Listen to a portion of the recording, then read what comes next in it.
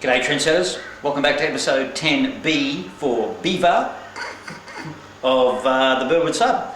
And yeah, as you can see behind me here, the Helix has been reduced to one level again. It's all been disassembled and marked, and so now we're laying track on it. So let's get in and I'll show you how I'm laying track on the Helix. Now as you can see, we're using screws to attach the track, and that's because we get a lot of expansion in here, as I keep saying, and with the screws it allows the track to move. You can see the track moving there, and that will make the Helix act like a big coil, so it can expand and contract, and hopefully not buckle too badly, because it's 35 in here today, trendsetters, and the humidity's pretty high. I'm sweating like a gutted pig. Well, they probably wouldn't sweat, but anyway. So, little countersunk screw there. Now, I forget the guy who did this, so I'm stealing someone else's ideas. And I was always wondering how I was going to do the Helix with rail expansion, because it gets pretty hot here. And, you know, this is a great idea. And plus, you don't see it, so it's all good. So try and get a, that's a 4-gauge screw by 15mm. And I think it's a 5/32 washer. So I would have liked to get a slightly bigger washer that the countersunk of the screw would go down almost through it, which would probably look a little bit better. But as long as the head of the screw isn't above the rail, that's probably about 1 mil below the top of the rail there. So that's okay. And of course, this is the washer goes nicely across the 2 ties there, or sleepers. So we'll go around and have a look and see how we do it. They're just on the subject of heat, trendsetters. Because it's, as I say, it gets hot in here and the locos are running hot. I tell you what I do to all my locos that don't have exposed fans, which is, I think, all the Catos and the Atlas don't seem to. We'll get this into focus here.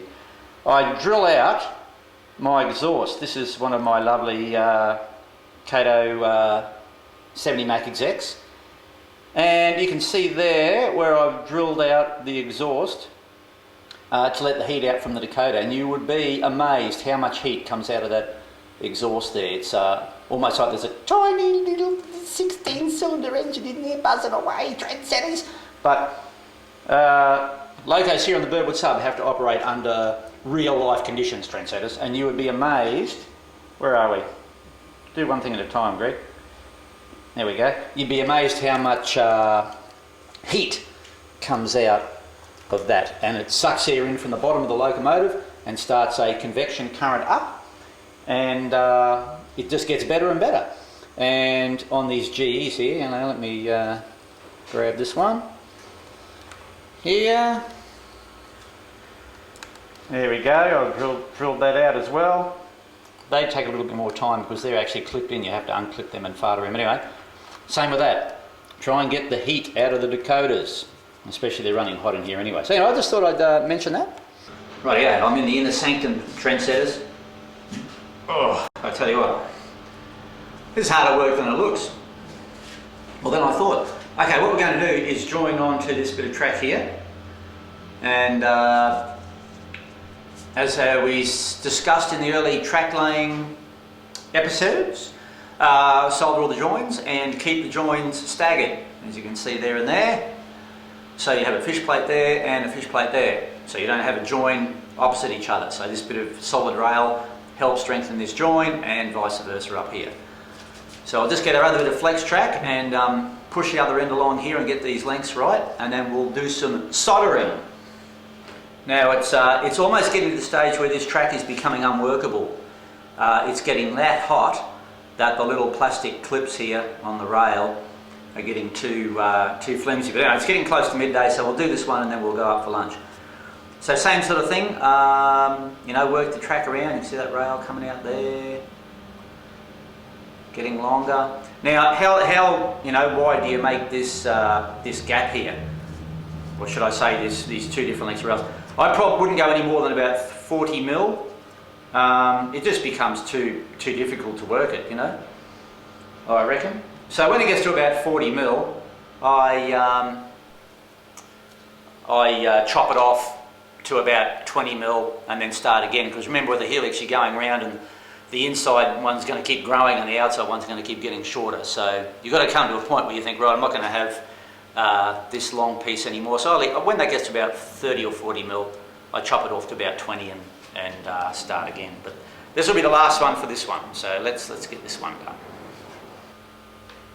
Right, slide this along here through these clips, which are, I tell you what, they are so soft now because of this heat. Now, as I said before, when I'm soldering, I leave my fish plates a little bit loose because you don't want to be forcing the rail, especially when you're doing something like this with these little fish plates little plastic clips everywhere, and you're trying to force the rail in. Now what I haven't done is taken the clip off this side. Hang on a tick. Let's get the old knife here. These little knives are good because they can slip in under here. Now, while I'm doing this is the last lot of track, this Helix, that I'll be using the foam on. I was going to tell you in a later episode, but I may as well tell you now. There's nothing wrong with the actual product. It's fantastic. It's made in Australia. Gives you a very nice profile for the ballast. It's very easy to lay because you lay it and the track at the same time, so it's quite quick. There's only one problem. It's very soft. And when you're pinning, as I said before, it's very easy to push the tie down or the sleeper down too far and pop the little clip off the rail. And that's because you're not supposed to, trendsetters, spike with it. You're supposed to glue the track down. Now, if you like gluing your track down, I reckon this is the best underlay you can buy. But if you're like me, you're an old fart and you like spiking it, I really don't recommend it, because unless you're extremely careful, you'll pop nearly every clip off when you're spiking it. So this track ride underlay made in Australia, which is amazing. It is great stuff. It lasts forever. I've had some stuff outside for 5 years. Let me just push this back here. I'm going to be so careful. It's so hot at the moment. Yeah, and it's UV protected. It's great stuff. But if you're spiking, I would suggest not. If you're going to spike it and just temporarily and glue it and take the spikes it after, no worries. But if you're like me and you like to spike it,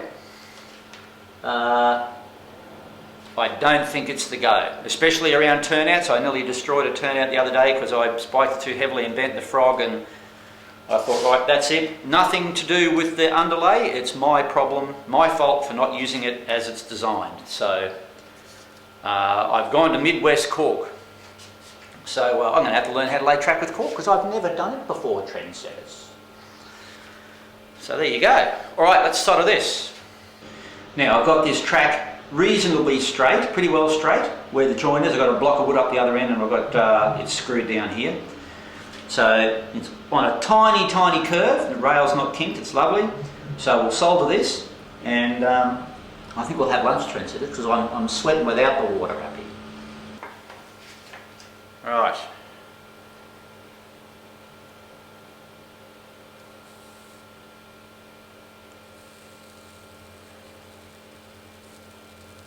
I'm looking into the light here, so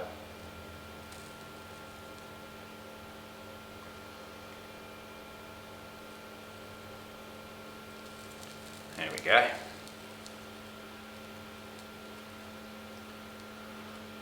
can see that running through this side there. I've got the light on the other side here, so nice.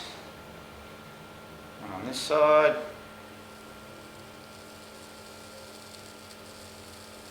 You'll see the solder just disappear if you got it right. It'll just disappear and run away. I don't go too heavy on the solder as long as it's underneath the fish plate. I've seen it run through the inside of that one, and I can see you can probably see it running through the inside of there. Right. And now just a bit of alcohol, or just a bit of acetone actually. But just what I had left over. Clean the flux away.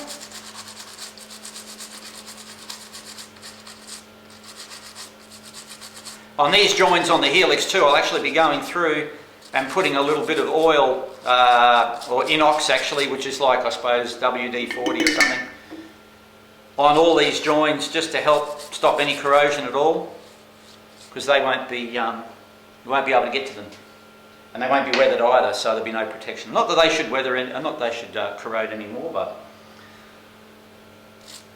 you know me, bit crazy. It's hotter in here, trendsetters, than I was out doing maintenance on some hydraulic switch machines on Friday, and I reckon it was cooler out on track than it is in here. Anyway, right, so that's done. Nice join there. So we'll after lunch we'll come back and screw this down.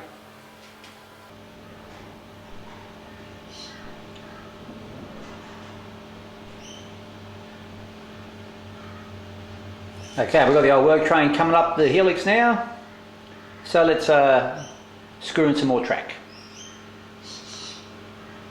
Well, I've got some marks here that I've put in the centre of the baseboard. There's a centre line there, and there's one each side, about 4mm each side of the centre line. So I'm just going to line up my underlay with that, and I do a few around, maybe I mark them about every 300, every foot. And then I just run the track around, let the track make its own. If they're out 1 or 2mm, I let the track make its own curve. Rightio, trend setters. We've got another mark up there. So it's one thing we do in the real world, it's a thing called top and line, and that's looking along the top of the track to make sure it's not up and down, and line is looking along the track lengthways to make sure there's no buckles or twists or whatever. So it's very important, especially on a Helix. Make sure your joins are nice and flat and your track isn't warped or anything, because you know that's Helix really. If you're not fussy about track work, your Helix is a place where you should be, because who wants a double stack bloody train coming off halfway up your Helix and falling on the floor if you haven't got your little rails up yet? That would not make your day. So if you're going to spend any time on getting track work right, do it in a Helix or in a tunnel. Well, why not just on the whole frickin' layout, trendsetters? That'd be a go. 6Ps, I think someone said once. Now, where I've got my little marks here for a screw. Oh, yes, here we go.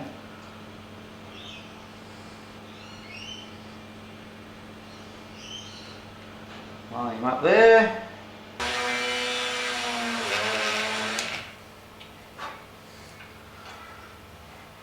Also make sure that the hole is in the middle of the track too, because your washer and screw takes up a bit of room. You want it pretty much in the middle.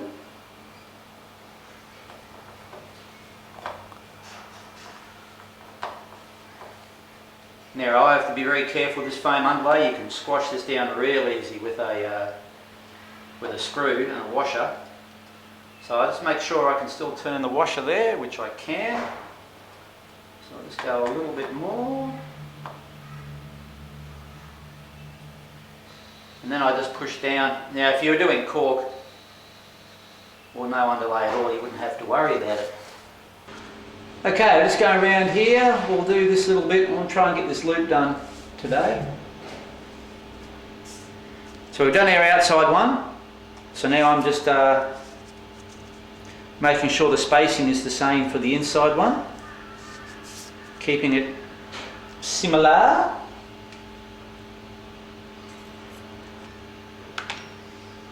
Just having a squiz with these measurements here. Now remember, top and line, get down man, and have a look along the track, because you'll pick up things you can't see by measuring. So that's all good. Well, we might have to come back when I've done another layer. This is really slow work, I tell you. How do you guys build Helixes with 10 bloody revolutions in it? Go.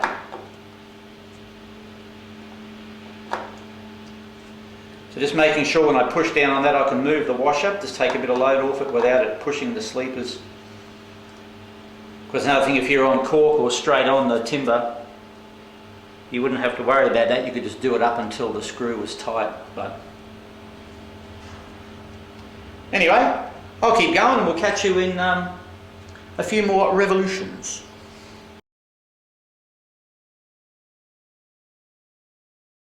Well, that's it, is it? We watch him go round and round in circles until he disappears up his own arse. Ask questions! Hello, Lord Stan Dardguage here, and ask questions and you'll learn things, like watching Fish Bay films. But I think we've learnt enough for the time being, and now I think it's time to have an interval where we would go and make ourselves a cup of tea and refresh ourselves and become calm and at one with the surroundings, so we can come back and learn even more.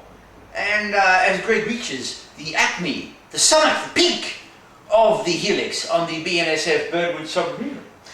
So off we go now, and enjoy your interval, and go to the laboratory if you must, and we will come back here and learn a bit more in episode 10C of the Birdwood subdivision. So this is Lord Stan saying toodle pip, and we'll see you in episode 10C. Jolly good show. Ha ha!